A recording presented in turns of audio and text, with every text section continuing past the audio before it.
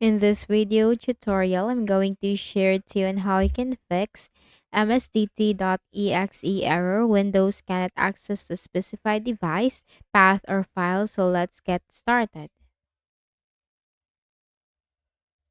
The first thing that we can do is to run the system file checker scan to fix for any missing system corrupted files or check for any system corrupted files and fix that.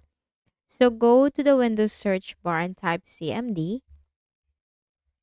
On the right pane, you will have the option to run it as administrator.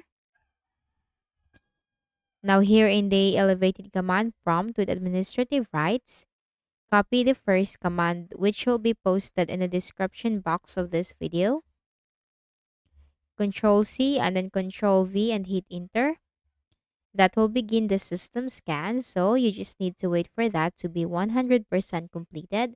And once that is 100% completed, you just need to close the command prompt window and then right click at the start button, shut down or sign out and restart.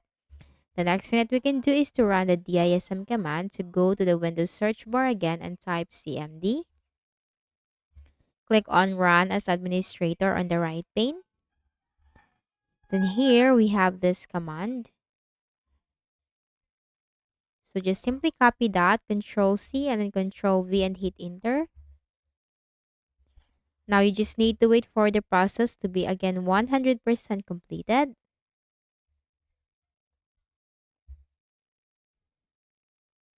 This may take a while, but you just need to patiently wait for the process. And here's a tip.